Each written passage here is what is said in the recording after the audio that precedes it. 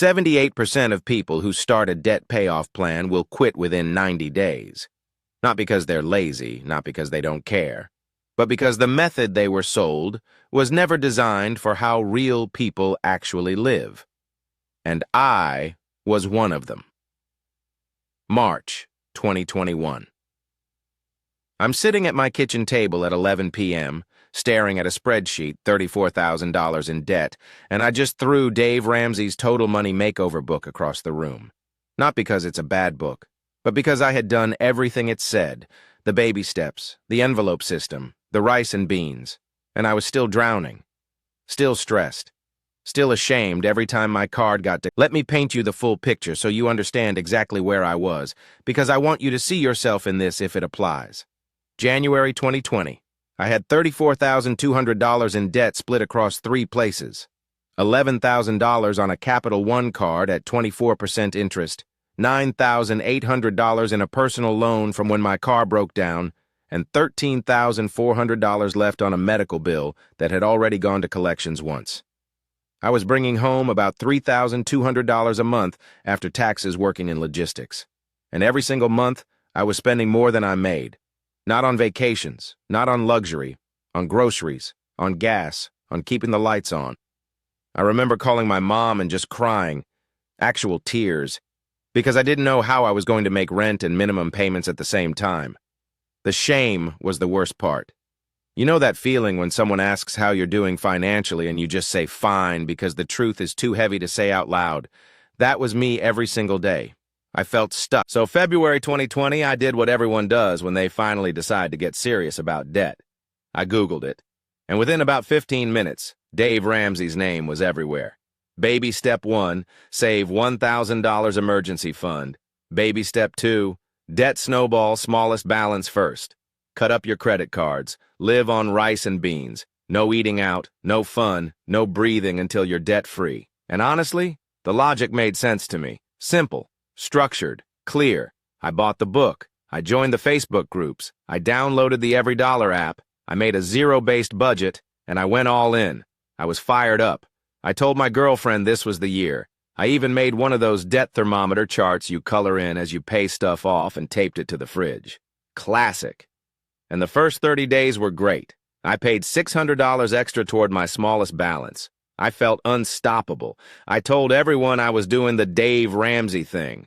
But here's where it starts to fall apart. And I promise you, if you've ever tried this and quit, what I'm about to say is going to explain exactly why. Month 2, I had an unexpected $400 car repair. There went the emergency fund. Month 3, I got sick and missed 4 days of work. That's about $380 in lost wages when you're hourly. Month 4, my grocery bill spiked because food prices jumped and I hadn't accounted for that. And each time one of these things happened, the Dave Ramsey plan had no flex. It was designed like a machine, and my life was not a machine. My life had emergencies. My life had emotions. My life had a Sunday afternoon where I was so burned out from restriction that I ordered DoorDash and felt so guilty about it that I just gave up for 3 weeks. And that's the real reason most people fail at these rigid systems. It's not willpower, it's design. A plan that punishes you for being human is a plan that eventually breaks you. I also realized the debt snowball, paying smallest balance first, was costing me money. I was ignoring my Capital One card at 24% interest while paying extra on a smaller balance at 9%. The math was working against me and I didn't even see it. By October 2020, I had made almost no real progress and I had quit completely. Back to minimum payments. Back to shame. Back to square one. November 2020. I'm at a coworker's going away party. Her name is Deja, and she mentions offhand that she just paid off $22,000 in 2 years. I almost choked on my drink. I asked her how. She didn't say Dave Ramsey. She said she built her own system based on 3 things. Avalanche method for interest rates, a flex fund built into every monthly budget, and a rule she called the 72-hour pause on any purchase over $50. I went home that night and wrote everything down. I spent December doing something I'd never done before. I actually looked at 12 months of my real spending data. Not what I hoped I spent, what I actually spent. And the numbers were brutal. I was spending $340 a month on things I couldn't even identify 48 hours later. Food I didn't finish. Subscriptions I forgot about. Impulse buys at checkout. That was the moment everything changed. Not motivation, not inspiration. Data. Seeing the actual truth of where my money was going in black and white. That's when I stopped following someone else's playbook and started building my own. One that fit my income, my spending patterns, my real life. And in January 2021, I started over. But this time I had a system designed around how I actually behave, not how a book thinks I should behave. By June 2022, 18 months after starting my custom system, I made my final payment. The Capital One balance hit zero on June 14, 2022. I remember the exact moment. I was in my car in a parking lot.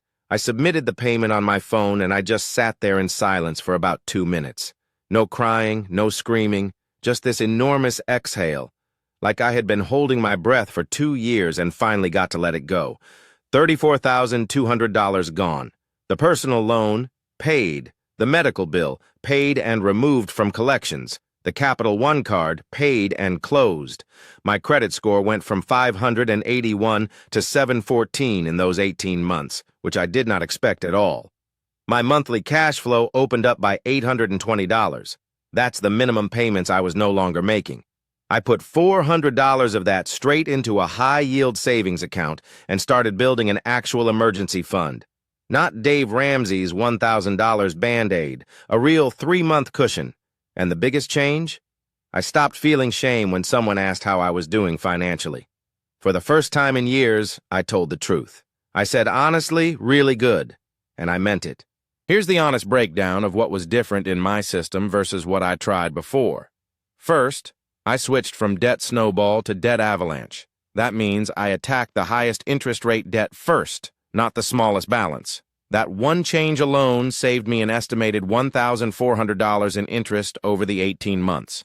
The emotional win of paying small balances first sounds good on paper, but when you do the actual math, you are paying to feel good, and I needed to stop paying for feelings and start paying for freedom. Second, I built a flex fund. Every month I put aside $150 that existed for nothing specific. Car repair? Flex fund. Sick day? Flex fund. Had a rough week and needed to order food once? Flex fund. No guilt. No falling off the wagon. Because the flex existed, I never felt like I was failing when life happened. Okay, here's exactly how to build this for yourself. Step by step. Step 1. Pull your last 3 months of real transactions. Not what you think you spent. Your actual bank and card statements. Categorize everything. Be honest. The number that shocks you most is the one you need to fix first. Step 2. List every debt with its current balance, minimum payment, and interest rate. Then rank them by interest rate, highest to first. That is your payoff order. Step 3. Build your monthly budget using real averages from your transaction history, not aspirational numbers. Add a flex line. I recommend starting at $100 to $150 per month. Step 4. Find the gap. After your real expenses, minimum payments, and flex fund, what's left? That gap is your extra payment. Put all of it toward debt number 1 on your avalanche list. Now, the tool that made all of this actually stick for me was a budgeting app that let me track every single dollar in real time, not just at the end of the month when the damage was already done. I used it daily. It showed me exactly where I was versus my budget at any given moment. There's a link in the description to the exact app I used. It's the one I still use today, and honestly, it changed how I see money completely. It made the invisible visible. And once you can see your money clearly, you can control it. Step 5. Review every Sunday. 10 minutes. Just look at the week. Adjust if needed. Stay honest. That's the whole system. I'm not here to tell you Dave Ramsey is wrong. His principles work for a lot of people, and I respect the mission. But I am here to tell you that if you've tried his system and quit, or tried any system and quit, you're not broken. The system might just not fit your life. You deserve a plan built around your real numbers, your real income, and your real habits. Not someone else's blueprint. The moment I stopped trying to be the person the book described and started working with who I actually was, that's when $34,000 disappeared in 18 months. And if you're sitting where I was in March 2021, Staring at debt that feels like a wall with no door, I promise you there is a door. You just have to find the right key. If this helped you, share it with one person who's struggling with debt right now. It might be exactly what they need to hear today. Drop your current debt payoff method in the comments. I read every single one, and I'll reply this week.